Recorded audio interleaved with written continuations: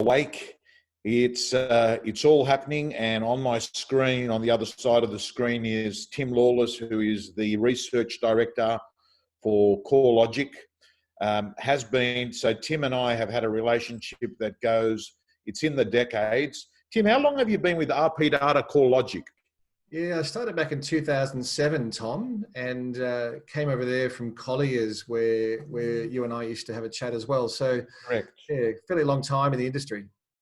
Now, Tim, you're the research director of CoreLogic, and you have been very busy because you've been, people have wanted to hear what you've got to say because you've got access to enormous amounts of data that goes back and looks at other times that we've had crises.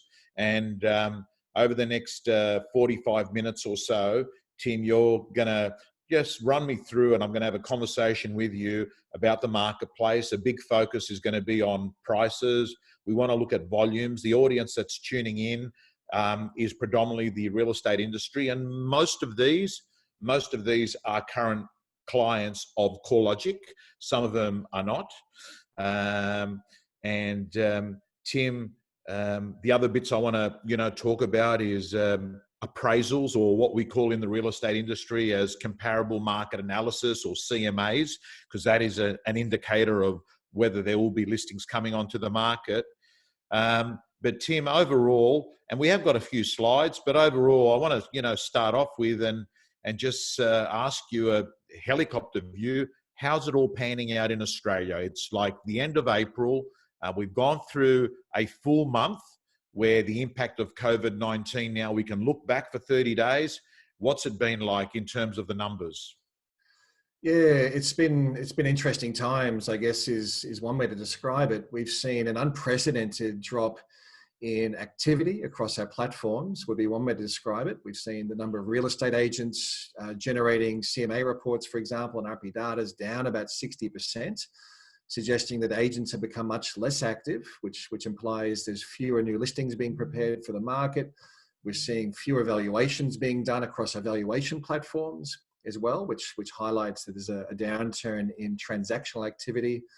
Our estimates on transaction numbers are down about 30% through April to date. But we are seeing, I guess, generally some resilience in housing values. Housing values generally don't respond either as quickly or as much as what activity does in the marketplace through previous crises.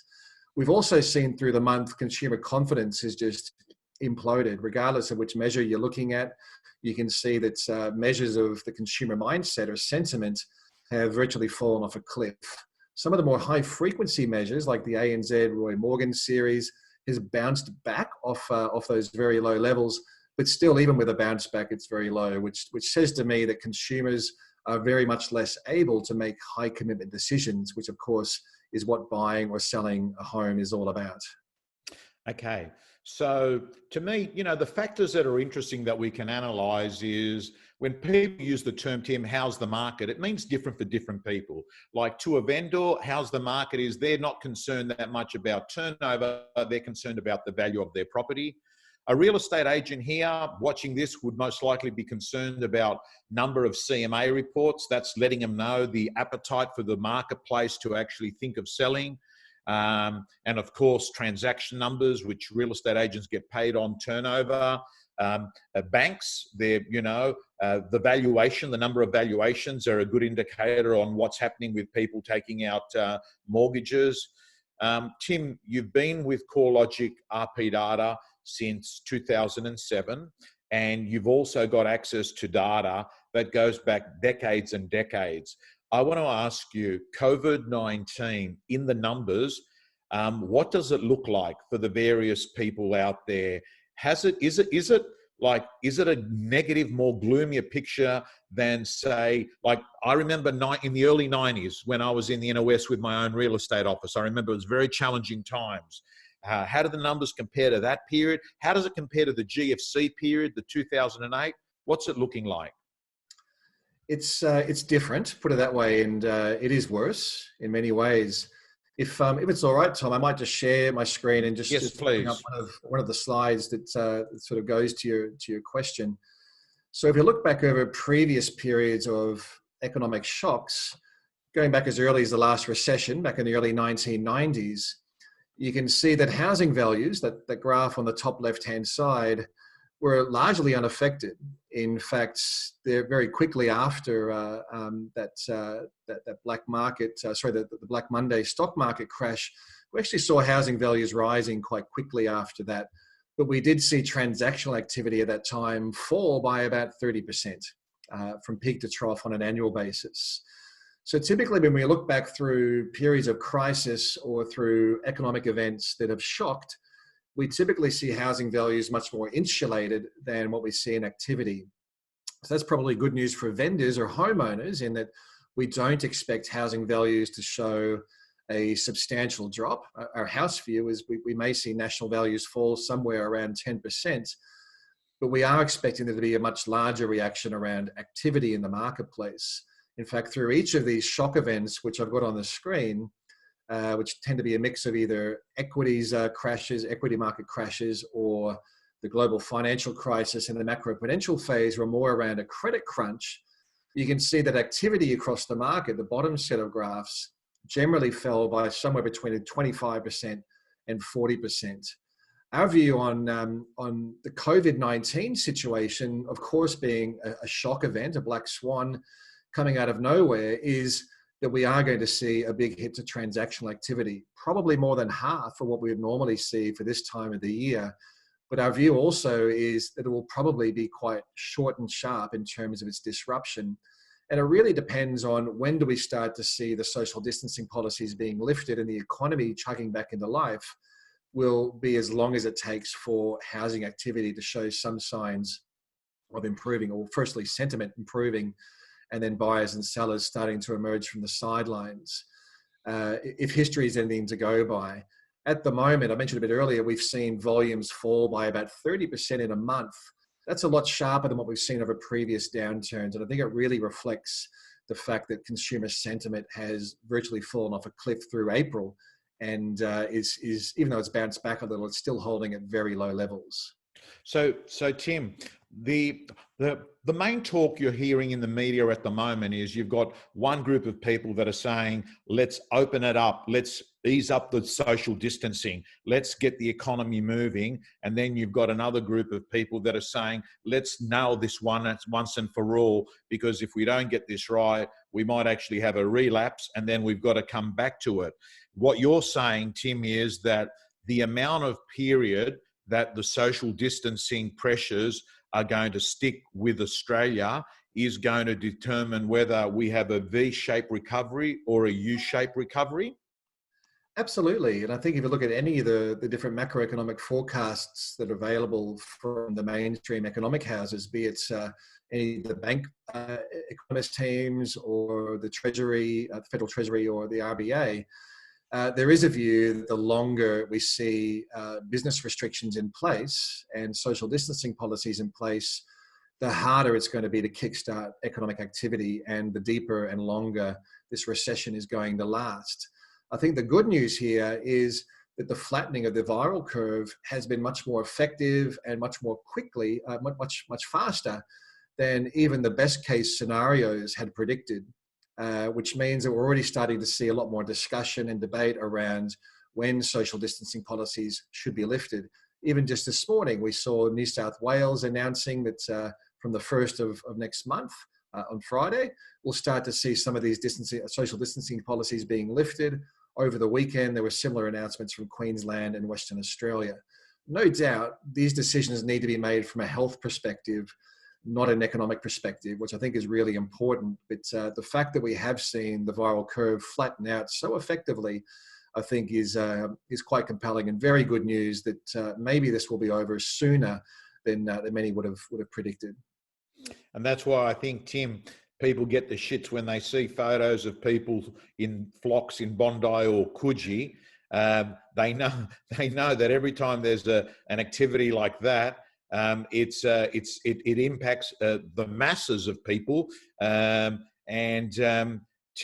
I'm interested, while we're on the slides, we'll keep with the flow. Could you go on to your next slide? Because I was looking at your PowerPoint deck before, and there's some really good learnings coming out of it. And This one is about sentiment. Can you define what sentiment means? Yeah, so sentiment's based on surveys, right? And it's all about gauging the consumer mindset. How willing are households to embark on spending decisions?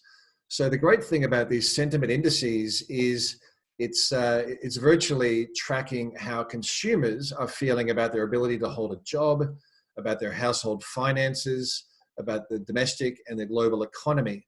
So of course, over time, we see a very close relationship between sentiment readings and housing market activity. I've just sort of mapped out that relationship in this graph, which looks at the monthly Westpac Melbourne Institute consumer sentiment reading against national housing transaction numbers. And you can see that typically as sentiment falls, transactional activity falls and vice versa. There are some periods, of course, where that doesn't hold true.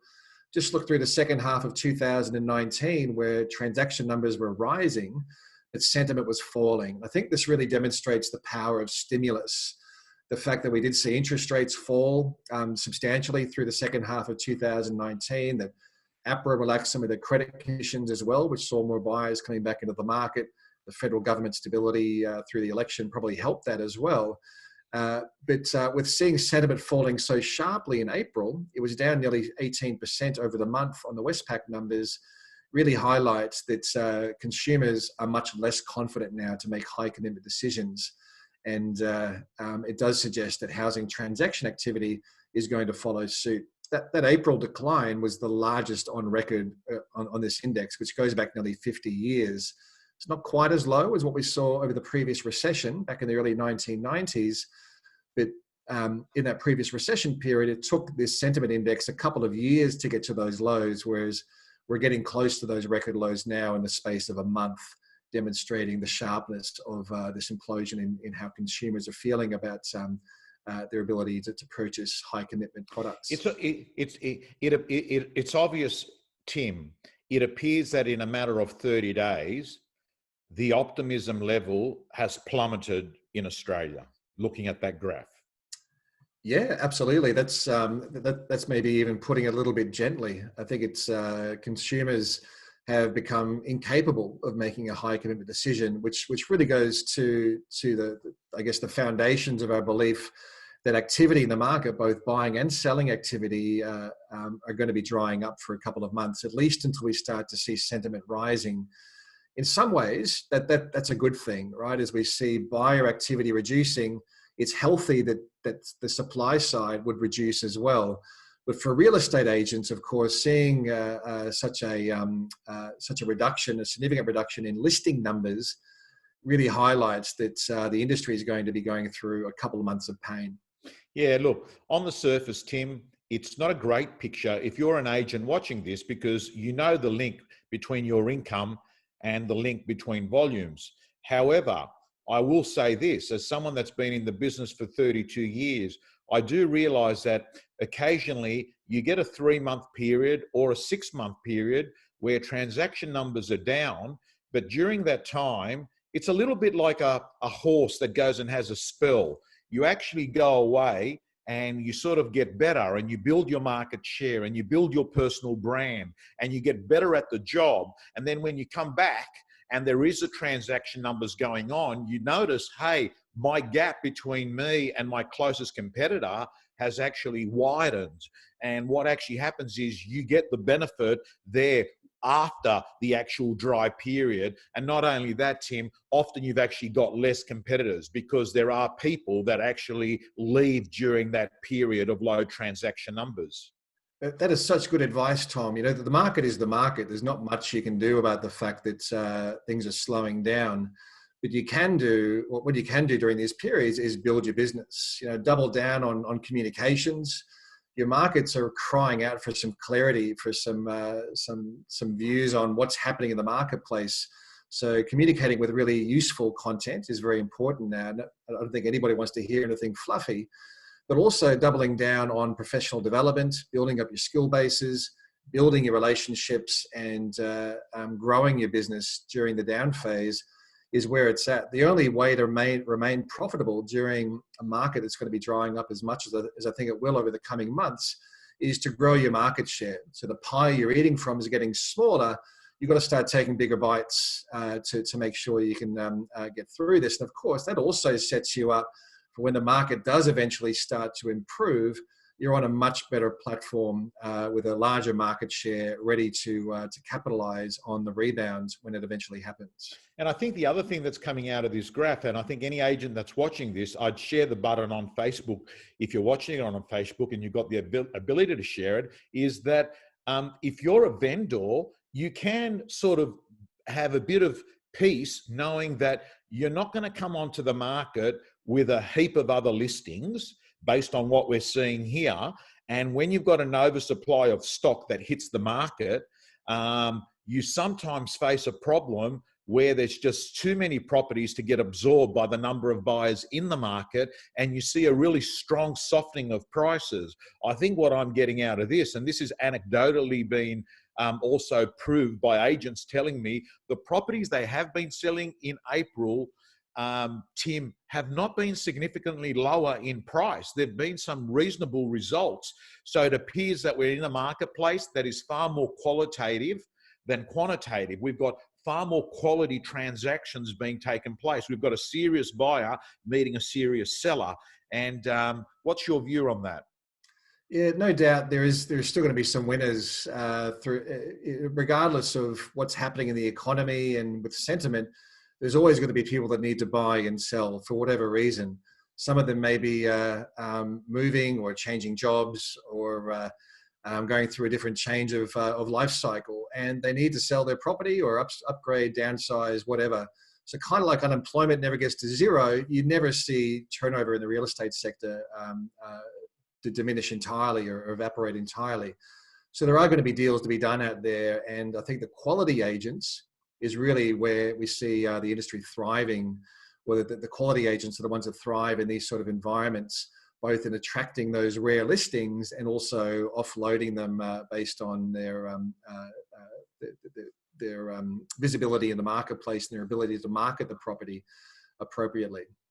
Okay, and if we've got the Fairfax or News Corp managing editor watching this, please understand that you can change the sentiment of the market. I mean, the media must affect how people view things. Oh, of course it does. Absolutely. I mean, people read the news, people listen to the radio and watch the TV. And I think we can all appreciate that negative headlines tend to get viewership. So, you know, there have been a lot of negative news stories out there. Some of them are real, some of them are a little bit over the top. It's, you know, regardless of what the news or the media is saying, we can still see that there is going to be some positive outcomes following COVID-19. You know, one of them is there will be some improvements to housing affordability, for example, which has been very tough in Sydney and Melbourne.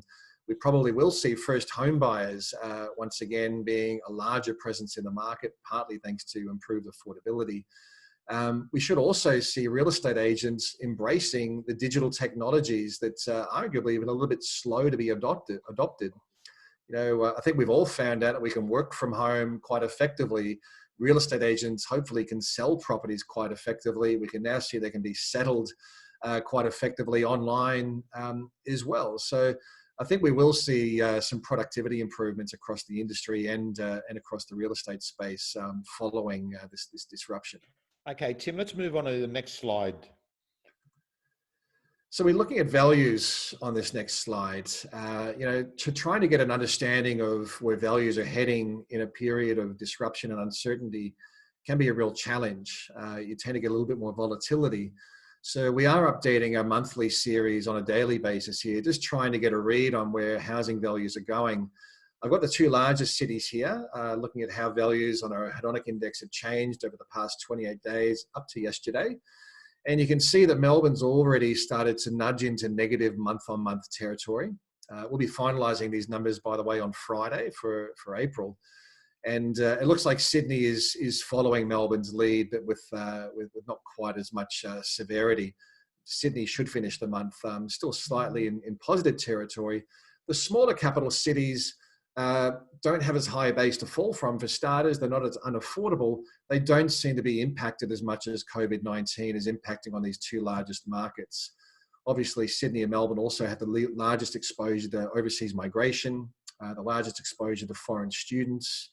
and potentially the largest exposure to a downturn in rental markets, being that's where investment has been most concentrated as well.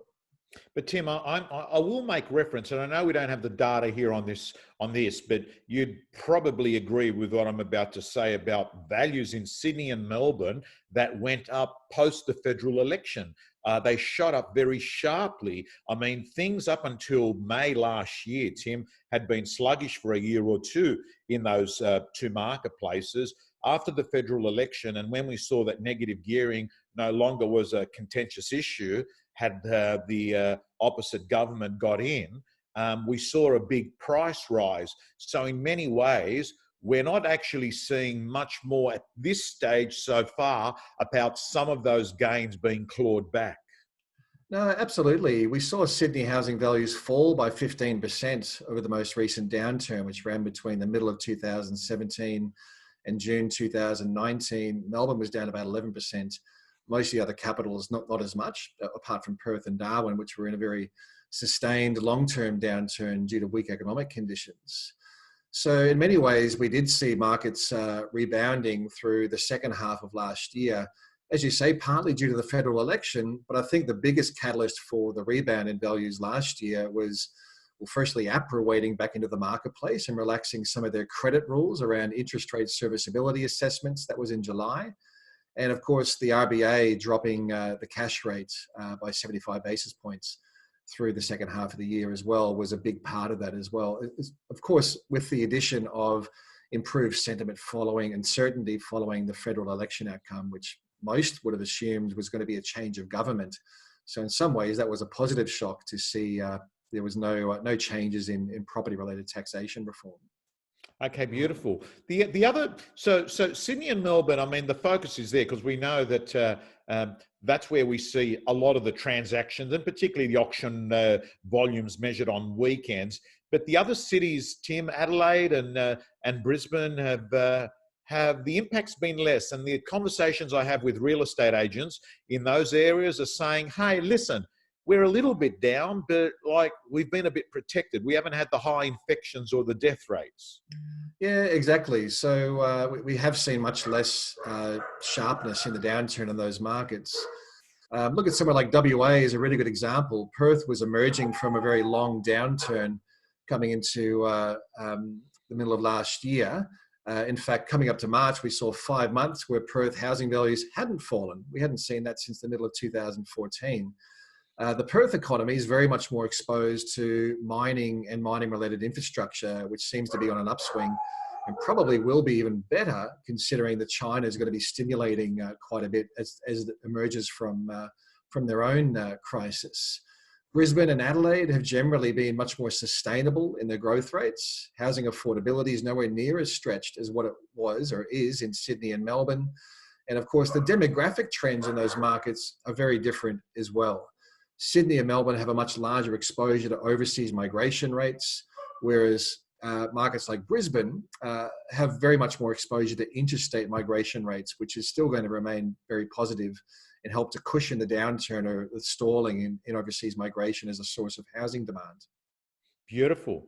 By the way, everyone, Tim's doing a super job because I've got a big thing at the moment. If we know that Zoom is a way that you're doing your sales presentations, your communication plans with people, take the effort, put on a nice jacket, put on a nice shirt, pick a part of your house that becomes your Zoom conference part. He's got a nice painting there. He's got his lighting. Some of the stuff that I'm seeing that the real estate people are doing and other people I'm bringing on Zoom, they're not taking the time and effort to look and act pro on Zoom. But it's obvious, Tim, you've got to feed that dog of yours. Yeah, I think he's barking at the postman. It looks like you've travelled to Hong Kong, especially for this session. Oh yes, I wanted to give everyone an idea whether the Apple shop in Wuhan has actually reopened or not. I wanted to see it for myself, All righty, let's move on to the next slide. So we want to have a quick look at auction markets. There's been a lot of focus on auctions, and of course, auctions are very centric to Sydney and Melbourne. That's where about 80% of all auctions are typically held across the country. So we have seen clearance rates reduce from sort of the mid to high 70% range pre-COVID-19 down to the low 30% range. Kind of like the sentiment reading, it's fallen off a cliff in many ways. What's driving this sharp fall in clearance rates, as you can see on the bottom left-hand side of the screen, is a surge in withdrawn auctions. Yeah. A quirk in, I guess, the methodology of how we calculate auction clearance rates is a withdrawn auction is counted as an unsold property. So I think naturally and inherently, as we see fewer auctions scheduled over the coming weeks, we will see that withdrawn rate coming back to still elevated levels, but nowhere near what it is at the moment, which could even see the clearance rate bounce a little bit up from here. But the other factor we're looking at here is how many auctions are being sold before the auction event itself.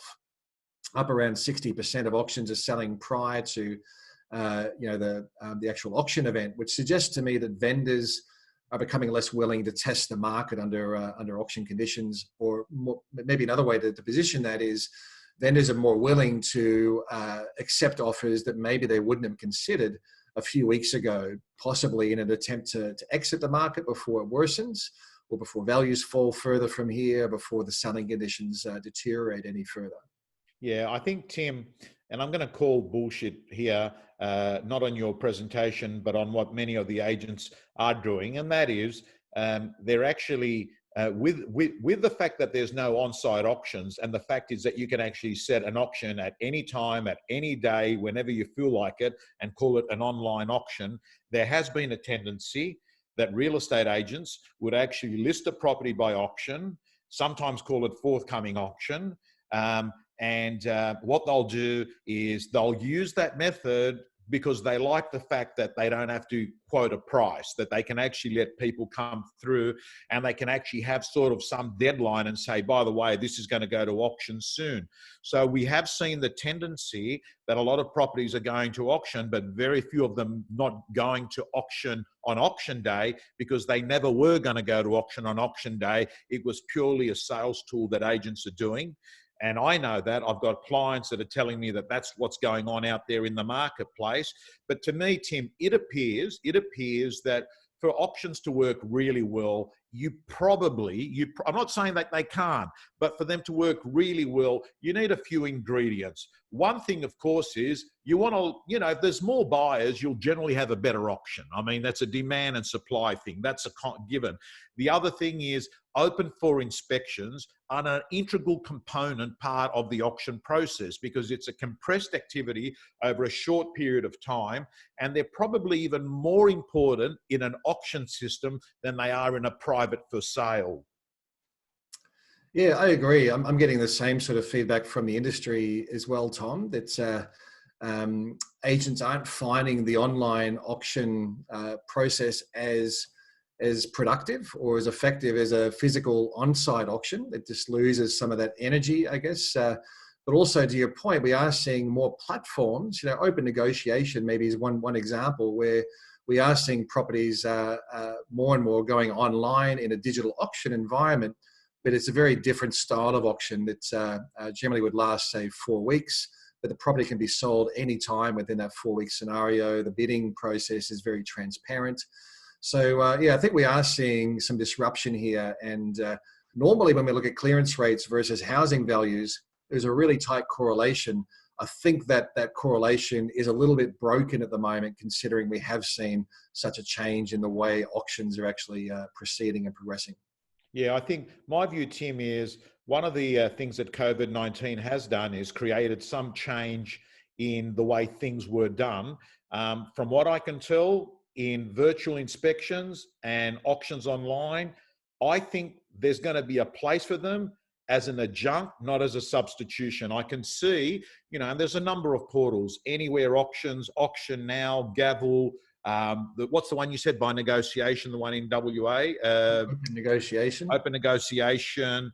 Some people are using Zoom. Some people are using phone bidders. I can see going forward, Tim, that it's going to be offered to a buyer as an option. Hey, by the way, you don't have to be at the auction. You can actually, watch the auction and bid by not being at the property. I can see that. But what I do see is that an auctioneer will still go to a property. It will still be a big event. There will still be people that will be going there. And I still haven't seen any evidence whatsoever that a buyer will buy a property with just doing a virtual inspection. Yes, you hear about the 1 in 100 where the guy's in Singapore and, you know, gets a family friend to go through it. They look at it virtually. But generally speaking, if you're going to spend $1 million, you're going to go inside and walk on the floorboards and actually hit the bricks with your hands. That's right. All righty, Tim, let's move on to the next slide. Yeah, I wanted to touch on real estate agent activity. Probably this is front and center for your audience, Tom.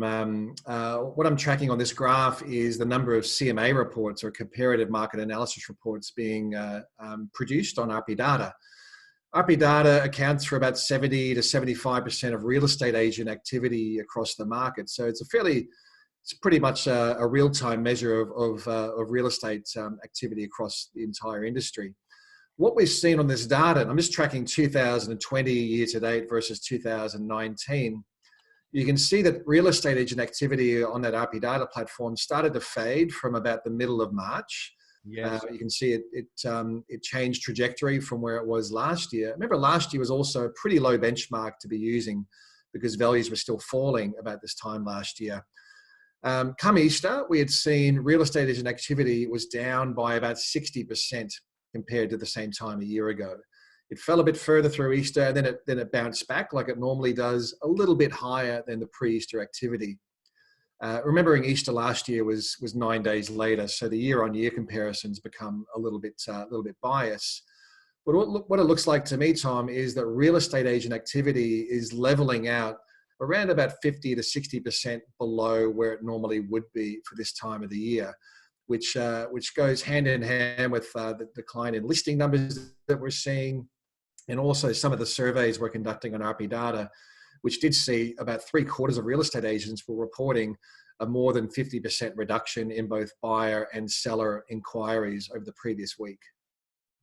Okay, so this is, I mean, it's black and white. It's not a pattern. That's just very definitive there, and this is an important lead indicator, because what we clearly know is before a home goes onto the market, it has a listing presentation, and before we have a listing presentation, an agent generally goes in, and most of the times in Australia it is through CoreLogic. They'll get a CMA report done, and I know that you've got a number of and I did a series with CoreLogic late last year where you've got some great reports. The signature report off the top of my head is one of those CMA reports. But what we clearly know, Tim, is that low CMAs equals low listing presentations equals low listings equal low sales. You don't have to be Einstein to know that this is an important graph. That's right. So if anybody in the industry is feeling the pain at the moment, it's not just you. It's pretty much everywhere. We've seen this reduction in activity. It's very similar in terms of percentage change numbers in every single state. A little bit sharper in New South Wales and Victoria. A little bit less sharp in, say, Queensland and WA. South Australia is always a lot more stable than many other markets as well. But as you say, Tom, the number of new listings coming on the market, which you can see on this graph, is down about 22% compared to the same time a year ago. This data is a little bit smoother. It's on a rolling monthly basis rather than a rolling 7-day basis. And my guess is we will see new listing numbers ending up about 50 to 60% below where they were a year ago over the coming couple of weeks, as we see that CMA data catching up with, or the new listings data catching up with the CMA activity. There's about a 2-week lead on a CMA converting to a new listing. So I think there's some further drops ahead of us for the new listing. Okay, so it's obvious, guys and girls, the real estate agents watching this. Look, what you can take at ease, if you are doing it a little bit hard on listing numbers, you're not necessarily being lazy. You're simply a product of the market, and what you've got to be doing is just looking at how you can build a bigger part of that pie in the market. And I will say, Tim, to me, I think when the government announces that they're going to allow open for inspections and hopefully auctions on site again, and they were one of the last things that were called off. I mean, when you look at the things that they closed, they then said, hey, auctions and opens, they're not happening, right? when they do open up, and I don't know when that'll be, but there are indications that in Western Australia that has already eased up a bit, and in Queensland, when that does happen, I do think that there will be vendors sitting at home be thinking, hey, it's easier now to actually have an open for inspection, right? We can put our property on the market. And I think that that feeling or that sentiment might improve the activity of listing presentations. Yeah, absolutely. And it's interesting to note that the pre-Easter activity was even a little bit higher. The post-Easter activity was a little bit higher than the pre-Easter activity. Suggests to me that things are already starting to stabilize, well, at very low levels, and even showing some level of a rebound. Potentially also, as I mentioned a bit earlier, Tom, and you were suggesting, real estate agents at the moment should be over-communicating to the market. And those CMA reports are a really good way to be doing that, rather than using them for a pre-listings presentation. Using them as a conversation starter with either your prospects or your clients is also another legitimate usage for that style of report. Well, I think that one of the things that's going to happen out of this disruption that's been created by a virus in the economics of the market is that a real estate agent ain't going to be able to wing it anymore. They're going to have to move to being far more trusted advisor and far less salesy. And that basically means that you back up everything you say with evidence. And I would think that one of the things that maybe would be a good thing to be showing your vendors is some of these graphs and these reports. And of course, you know, most agents have got access to the back end of CoreLogic. But for instance, you should be sitting there in front of a vendor and saying to a vendor, Mr. and Mrs. Vendor, I've got to let you know, right at the moment, there's not a heap that's on the market. And we actually think that there's going to be less. So maybe if you were thinking of coming onto the market in, say, September or in August, that you actually fast track it, because you'd rather sell in isolation than in competition, right? Because, and that's what I think good real estate agents do. They actually interpret data, and then they have an opinion, and your opinion's never right, you know, but at least you make one with education. Yeah, absolutely. I think the days of real estate agents using a lot of hype and hyperbole are done. In fact, they were probably done more than a decade ago, and consumers have access to so much more information now that it's up to a real estate agent to be even more educated and more empowered than the market that they're talking to. So it's pretty important to keep up to date with these stats. And like I said a bit earlier, if you are communicating with the market, now is the best time to be utilizing something that's really useful to your clients and your prospects. Give them something that's useful, that's thought-provoking, and gives them some guidance on where the market is and where it's going. Perfect. Let's move on to that next slide, Tim. So the last slide here was looking at valuation numbers, and this gives you more of a view on credit-related housing activity.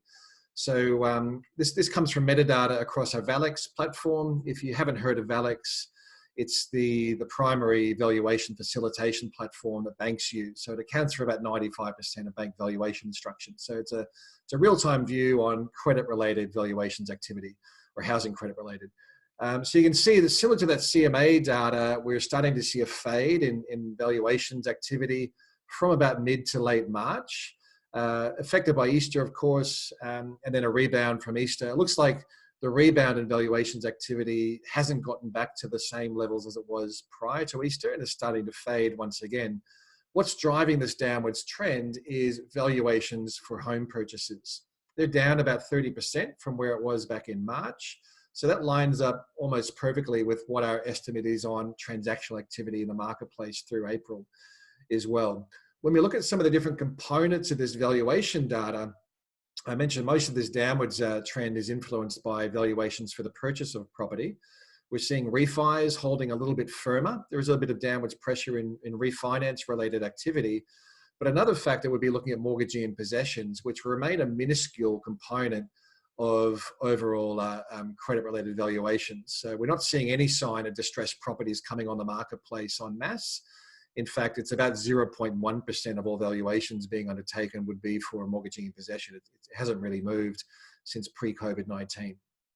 So, Tim, do you think the freeze that the banks have given their borrowers for 6 months is going to protect from distress selling?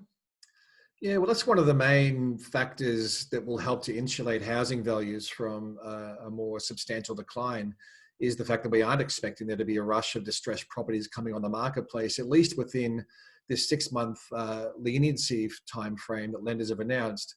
But even beyond that, so once we get into these leniency factors being lifted, then typically banks would go into a 90-day plus arrears scenario, which is a fairly well documented process. There'll be at least another 3, maybe even 6 months before we start seeing distressed properties coming on the marketplace. Hopefully, by that time, we've seen the economy spark back into enough life that unemployment's come down from the forecasted highs of about 9 to 10%.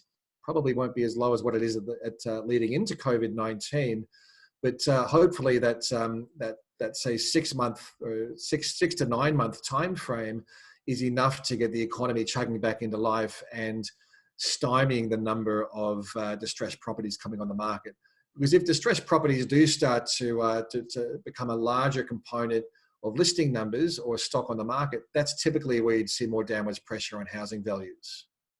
All righty. Now, Tim, final question. Knowing what you know, if you were starting your life as a real estate agent today, what would Tim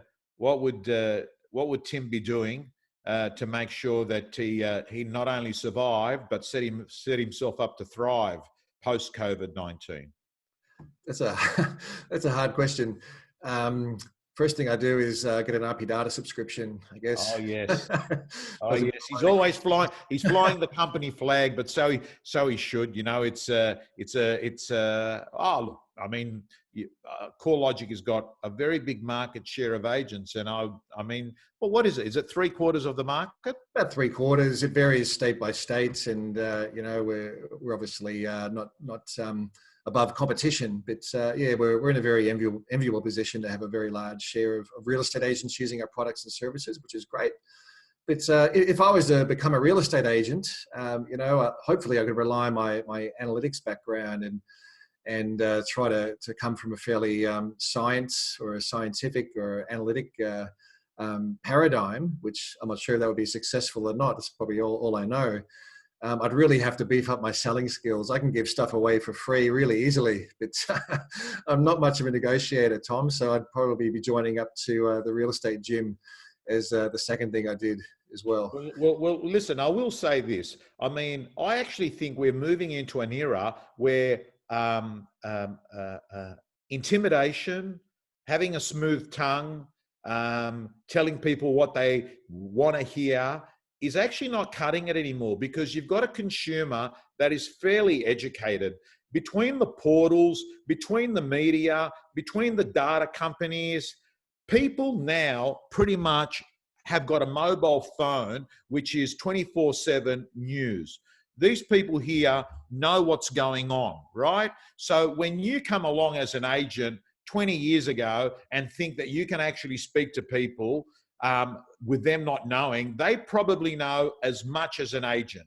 In fact, I would go as far as saying, Tim, is that sometimes buyers know more than the agent, because when you're a buyer, you'll go off and you'll look at properties from one agent, you'll look at properties for another agent, and then you'll look at properties from another agent, and you'll probably go off and buy some report, some of them that you sell, and you'll have a look at past sales, and you're going to have a pretty educated consumer. So I actually don't think you can actually wing it like people did in 2003.